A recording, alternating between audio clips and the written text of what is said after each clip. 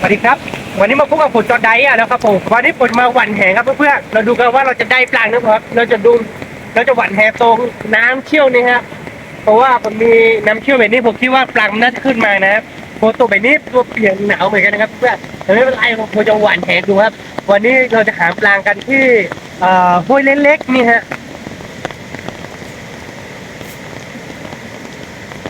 หาปลาเที่ยวห้วยแม่ปลูกกันนะคะ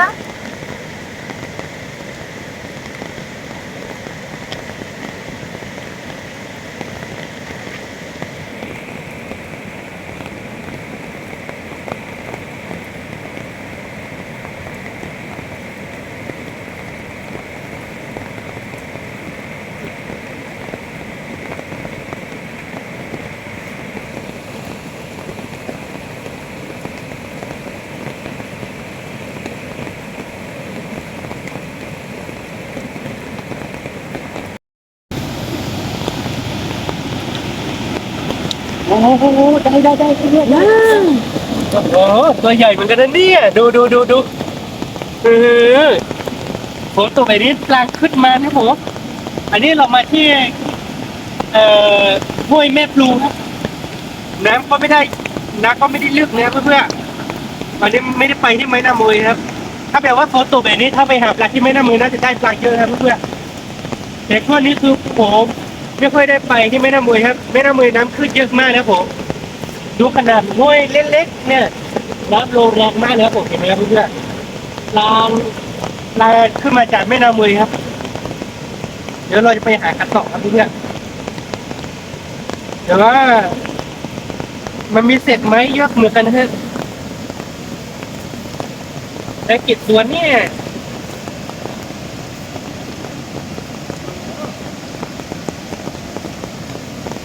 4 ตัวแล้วครับผม4 ตัวแรกครับผม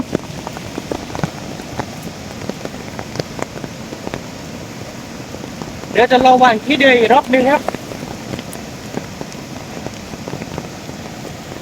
มันมีเศษไม้เยอะครับเพื่อนๆ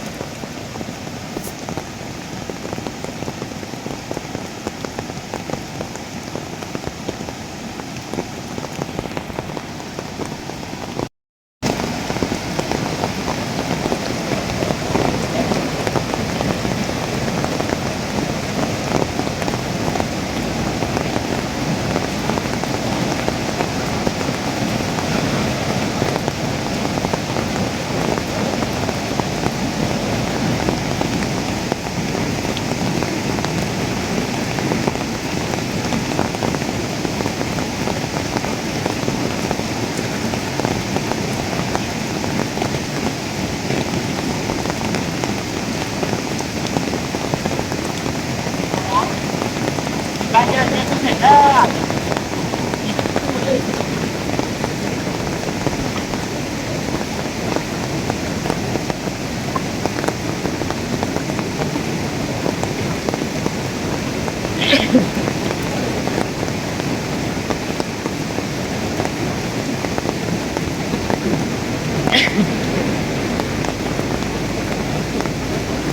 โอ้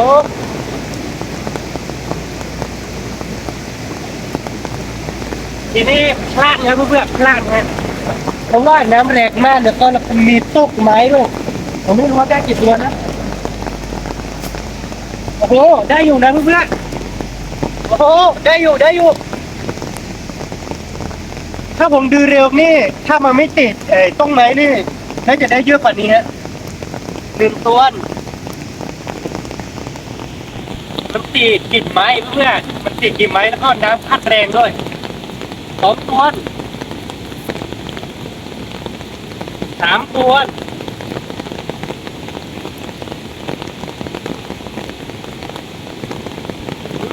ได้อยู่3 ตัวเลย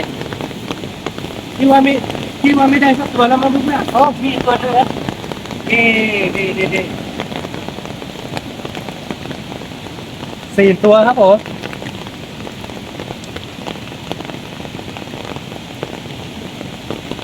อันนี้สุดยอดเลยครับผมแล้วจะระหว่างที่เดินรอบเหนื่อยเพื่อนไม่รู้ว่าปลังไฟหมดหรือยังนะ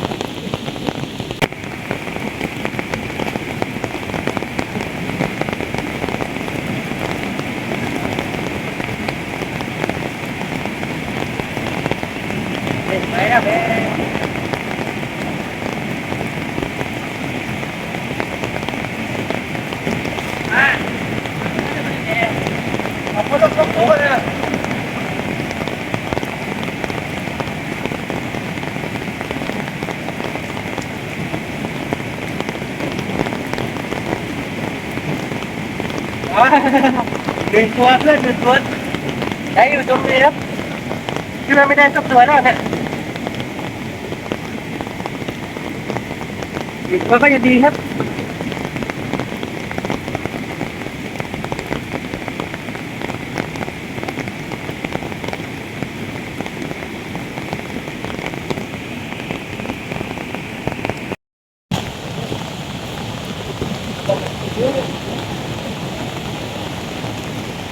แล้วแบบนี้เลยเหรอเยอะเยอะแล้ว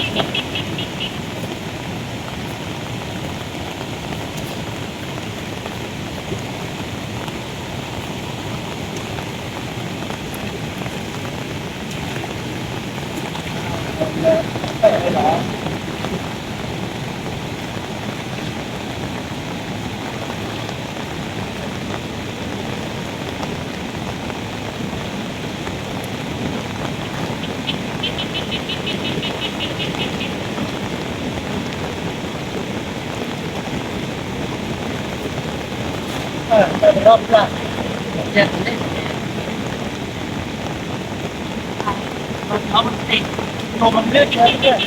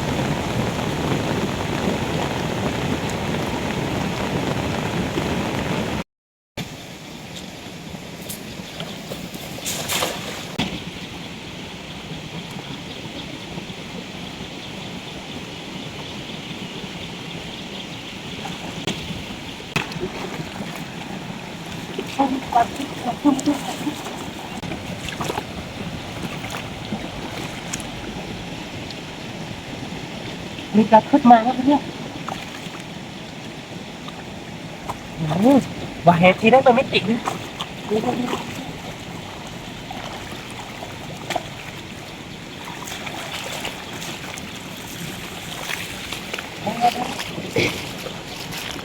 ปลาดุกครับปลาดุก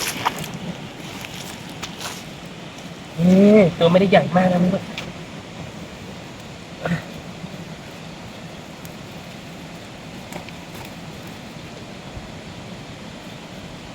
นี่ได้แล้วตัวนี้ด้วยปลาดุกครับปลาดุกครับนี่มีปลาเขาเยอะด้วยครับโอ้วันนี้ก็ได้เยอะเหมือนกันนะเนี่ยช่วงเขาตกน้ำขุ่นแบบนี้ปลาก็ขึ้นมานะเพื่อน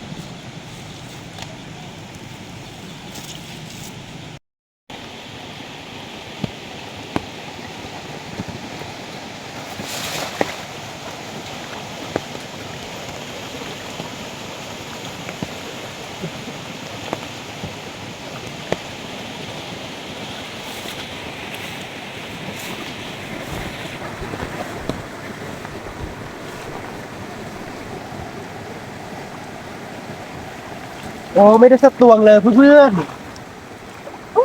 น้ำมันแรงครับเพื่อนน้ำขึ้นแบบนี้มันแรงมากนะครับเป็นห้วยเล็กๆอย่างนี้น้ำแรงครับเพราะว่าแห้งรู้ตะกั่วยังไม่เตะพื้นเลยฮะมันก็ลอยไปแล้วก็เลยมันไม่ได้ปลาพวกนี้ไปชั่วน้ำขึ้นนะเพื่อนน้ำขึ้นแบบนี้ต้องหาที่หมายแบบว่าดีๆอันนี้พอดูหมายนี้ก็น่าจะดีนะแต่ว่าเพื่อนน้ำมันไม่แรงมันก็แรงอยู่เดี๋ยวควรจะลงไปดูข้างล่างว่ามันมีขึ้นให้บ่อนแห่งหรือเปล่านะครับมีเศษไม้เยอะมากเลย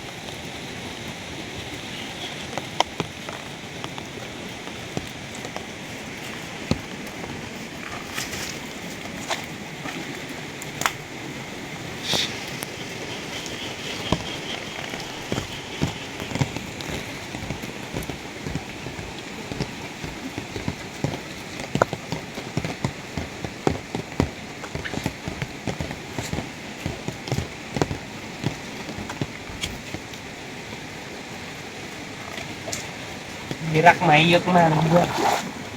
ดูน้ำมันนิ่มนี่เลยดูพี่ว่ามันน่าจะมีปลานะแต่ว่ามันมีรักไหมเยอะเกินไปไม่น่าจะได้ปลารักไหมเยอะเลยนี่อะไรเนี่ย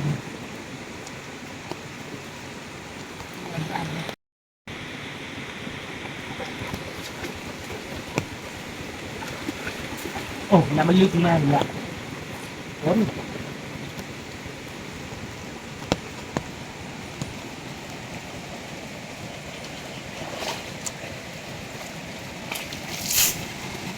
โหหลักสักตัวไหมเนี่ยมีปีรักไหมเยอะมากเพื่อนคือปันตัวเล็กตัวนี้เราติดตัวเป็น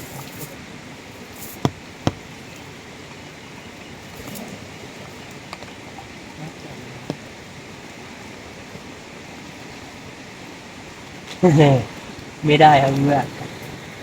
มีรักไหมเยอะเกินไปน้ำมันนิ่มก็จริงฮะแล้วมีรักไหมเยอะเกินไป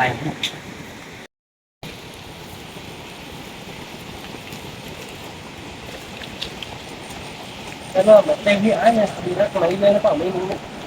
ลองดู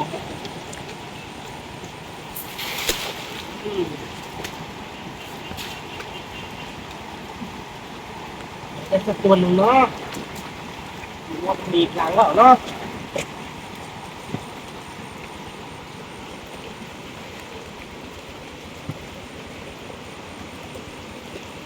โอ้บ่มีจ้า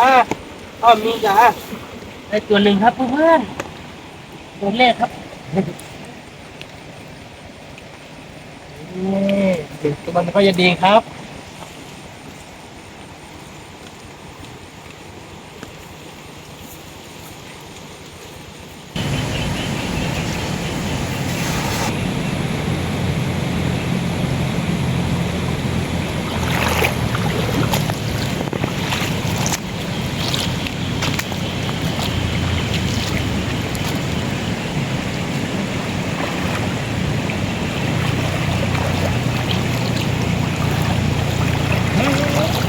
น่าจะโดนตัวนึงเพื่อนน่าจะโดนโดนเพื่อนโ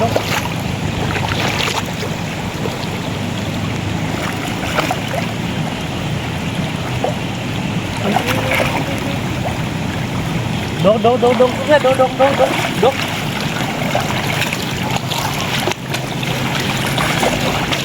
ปลาดุกครับปลาดุกเพื่อนปลาดุก2 ตัวครับวันนี้อืม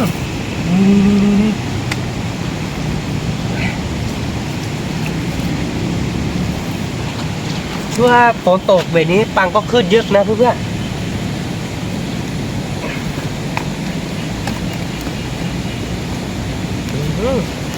วันนี้ได้ทั้งปังเขาแล้วก็ปังโดดแล้วก็ปังหลายอย่างครับเดี๋ยวมาโชว์ให้ดูเพื่อนเดี๋ยวขนวานต่ออีกหน่อยนึงครับแล้วตัวนี้ก็คือลูกใกล้จะมึงนะฮะโอ้ต้องไปทำเมนูอีกทีนึงนะเพื่อนไปดูครับว่าวันนี้ไปทำเมนูอะไรครับ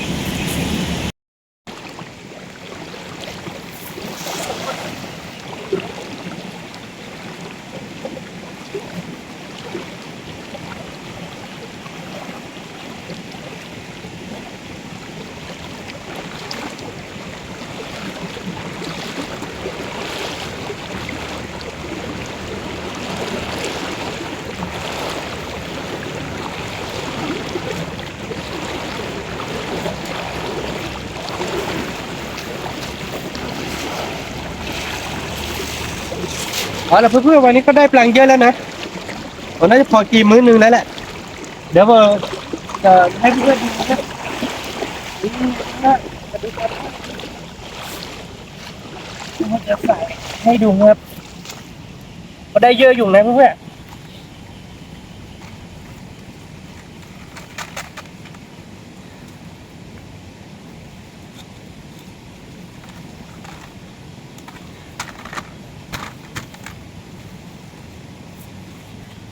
นี่เพื่อนๆได้ปังเยอะเลย นี่ครับ ผมงานของผมครับผมเป็นไงบ้างครับเพื่อนๆอันนี้คือปลาอะไรครับเพื่อนๆนี่ฮะคือปลาอะไรครับผมก็ไม่รู้จักชื่อเหมือนกันฮะมีอีกตัวหนึ่งนี่เพื่อนๆตัวนี้คือปลาใช่ปลาดุหรือเปล่าครับนี่ใช่ปลาดุไหมครับเพื่อนผมไม่รู้นะเหมือนคล้ายๆกับปลาดุนะเพื่อนๆได้ปลาเยอะพอสมควรนะเพื่อนๆนี่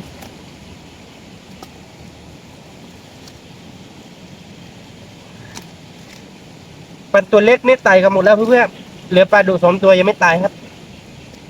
ได้ปลาเขาคาดเยื่อครับวันนี้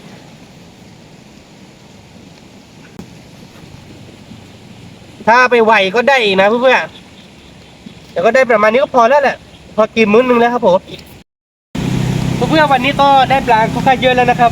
ได้รับปลาเขาแล้วก็ปลาโดดแล้วก็ปลาอะไร2 ตัวครับผมไปทำเมนูกันครับเราดูกันว่าทำเมนูอะไรกันได้นะครับเพื่อนๆผมจะทำเมนูอะไรกันไปดูกันเลยไปก็กลับบ้านกันเลยเพื่อนๆได้ประมาณนี้ก็พอแล้วครับผมนี่ครับเพื่อนๆเราจะมาทำเมนูกันนะครับคือมีทั้งปลาตัวเล็กปลาตัวใหญ่ครับมีทั้งปลาดุแล้วก็ปลาตัวเล็กครับวันนี้ผมจะทำเมนูผักกะเพราครับผักกะเพราปลาครับผมผักกะเพราปลาครับใส่พริกสดแล้วก็พริกแห้งแล้วก็ใส่เกลือใส่ชูรสแล้วก็กระเทียมครับง่ายๆครับผมแล้วก็ใส่ใบกะเพราครับเพื่อนใส่ใบกะเพราครึ่งนึงก่อนนะครับเวลามันใกล้จะสุกแล้วก็คือใส่หน่อยนึงครับผมเราจะต้มกันนะครับเพื่อนๆเนี่ยมันน่าจะอร่อยนะแล้วลองให้สุกก่อนนะครับเพื่อนๆตอนนี้ยังไม่สุกครับผมปลาตัวเล็กนี่มันสุกเร็วครับแต่ว่าปลาดุกนี่มันสุกไม่เร็วครับผมเนื้อมันแข็งครับเพื่อนๆปลาดุกแม่น้ำนี่เนื้อมันจะแข็งกว่าที่เขาเลี้ยงเอาไว้ครับ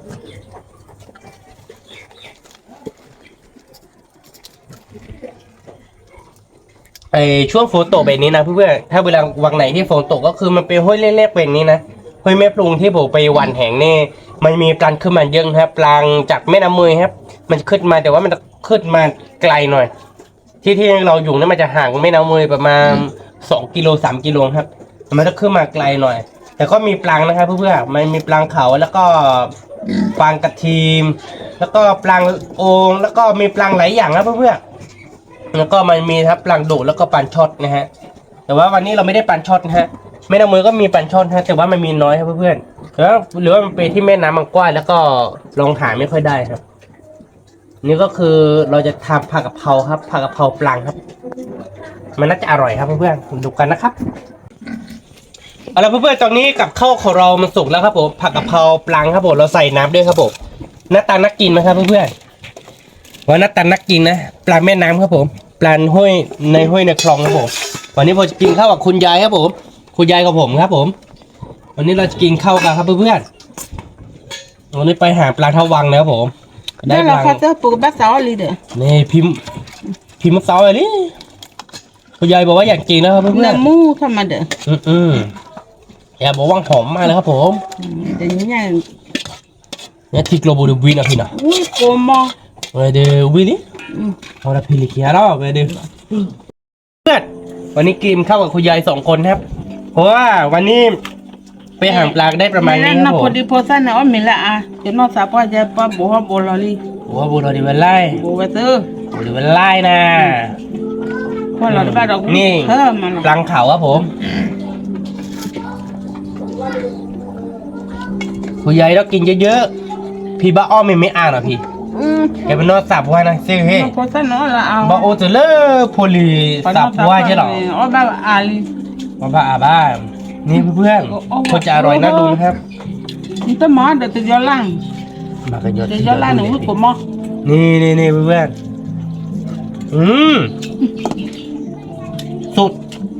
สุดนะผมThe best là de à quoi le cours là de ma pla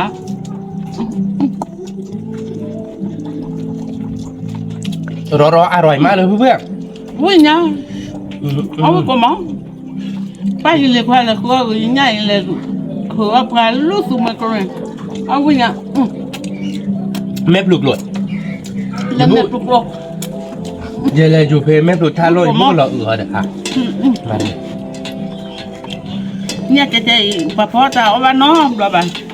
ở bên lì qua mở cái thì ở vui ra nhà ยายบอกว่าอร่อยมากครับ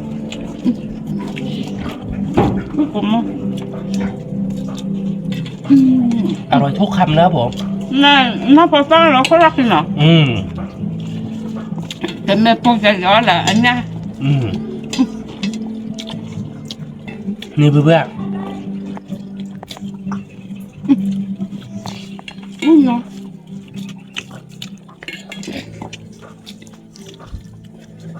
มากินด้วยกันไหมครับเพื่อน มันก็มามันก็ฮะอุ้ยดูอุ้ยดูเห็ดดู พอใส่พริกเยอะไปหน่อยพอยายบอกว่ามันเผ็ดเกินฮะเพราะพอใส่แล้วพริกแห้งแล้วก็พริกสดครับ แต่ป้าเจอตั้งกันจีก็อ๋ออุ้ยมา วิ่งมาแล้วพี่เนาะตอนนี้ทิกโลบวิทดิปลาธรรมชาติอร่อยนะเพื่อนไปผักกะเพราแล้วก็ใส่น้ำหน่อยนึงอร่อยมากเพื่อนเนี่ยปลาดุ่มที่อยู่ในแม่น้ำตามธรรมชาตินี่เนื้อมันจะหวานกว่า ก็ไม่เชื่อให้ดูก็บอกตัวเราไปซื้อไป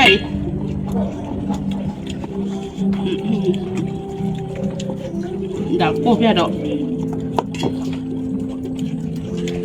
ข้าวร้อนๆกับข้าวร้อนๆครับเพื่อนๆอร่อยมากเลยครับผมสุดๆเลยครับ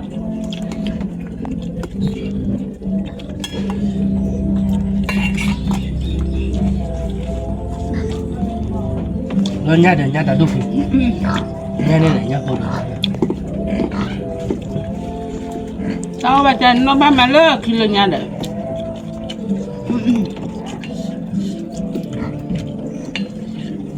nó ba lơ khi lập lên mày mới chơi thả phô để hỏi bà ba ở rồi phải rồi liền không có ở rồi ở đâu vui mà rồi nhớ thịt lô này vui mà nó thịt lô lò vui đây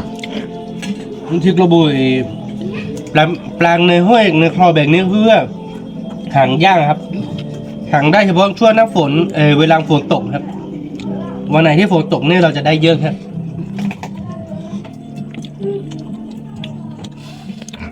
đã cô bây giờ rõ raคือคลาไป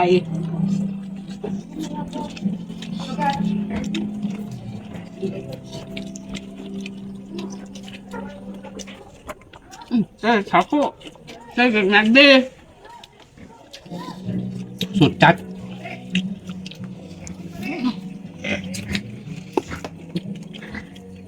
วิอาพี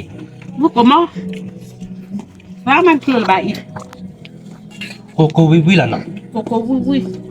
เฮ้ยอ๋อทุกไหนเที่ยหรอ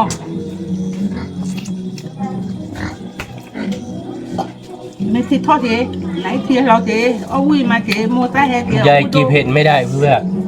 แต่ว่าวันนี้ผมใส่พริกเยอะเกินครับใส่พริกสดเยอะครับประมาณ20 กว่าเม็ดแล้วก็พริกแห้งประมาณ10 กว่าเม็ดนะแต่ก็อร่อยนะเพื่อน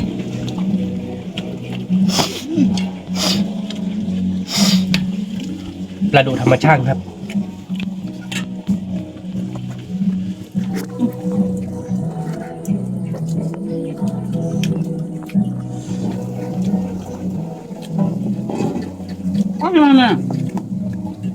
เอาไปเลยเดี๋ยวพี่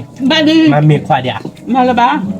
มูตาให้น้องมาไหนยายบอกว่าไหนเชื่อเราเจ๊ครับยายกินแค่จานเดียวเพื่อยายอายุเยอะแล้วกินเยอะกินก็ประมาณนั้นแหละครับขอหน่อยไหมแกจะใส่วิซซ่าไปเลยอร่อยทุกคำเลยครับเพื่อนดูไปที่จะเดินล่างดีเลยเนี่ยตลอดคู่หลอนเจ๊เก๋ๆเขาก็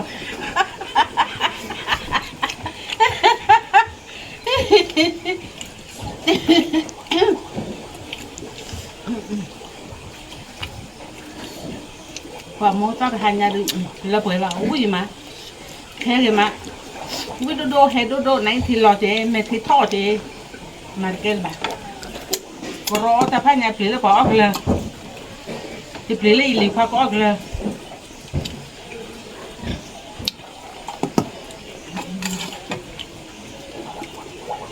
nhát thịt lô bò cháo vim mà thịt cháo quê แล้วป่วยอันนี้เราให้ตุนกันอ๋อ ปลาดุตำธรรมชาติแบบนี้อร่อยนะเพื่อนๆอร่อยมากด้วยครับ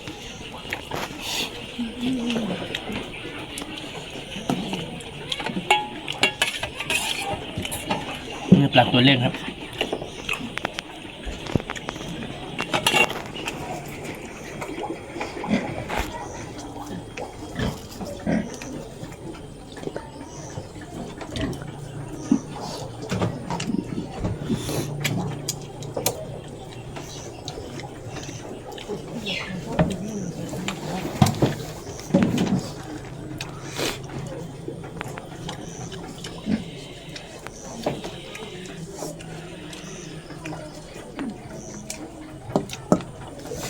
เพื่อนๆมากินข้าวด้วยกันไหมครับ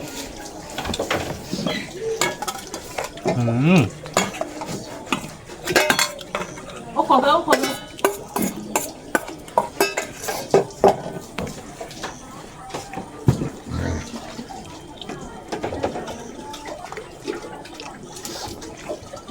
่น้ำได้ซื้อกาแฟหุ่นแล้วกันเลย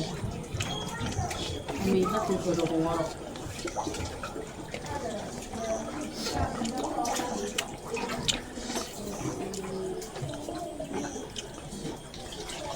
เพื่อนๆปลาดุมที่อยู่ในคลอมอยู่ในห้วยแบบนี้เนื้อมันจะหวานกว่านะครับ ที่เราซื้อกินครับอร่อยมากนะครับผมเพื่อนๆเราไปทำดูครับผักกะเพราดูฮะอร่อยครับเพื่อนๆ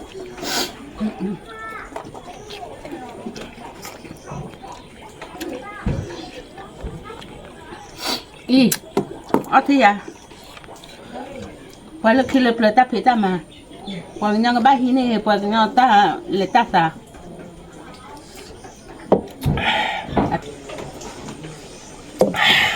อร่อยครับเพื่อนๆถ้าเพื่อนๆคนใดจะมากินปลาแม่นางกับผมในห้วยในคลองแบบนี้ก็คือมาหาผมได้นะครับเพื่อนๆเดี๋ยวผมจะพาไปหางครับผมจะไปหว่านแหให้นะครับเพื่อนๆถ้าเย็นมากินด้วยกันนะครับผมลองเดี๋ยวเรามากินกับจอไดอันครับเดี๋ยวผมจะทำให้กินนะครับเพื่อนๆเอาล่ะเพื่อนๆสำหรับคลิปนี้ก็คงไม่มีอะไรมากนะครับถ้าชอบใจคลิปของผมเพื่อไปหางปลาแล้วก็มาทำกับข้าวก็อย่าลืมคอมเมนต์นะครับผมอย่าลืมให้กำลังใจจอไดอันแล้วก็อย่าลืมกดติดตามช่องจอไดอันทับเพจเฟซบุ๊กแล้วก็ยูทูบด้วยนะครับเจอกันคลิปวิดีโอหน้าครับผมสวัสดีครับ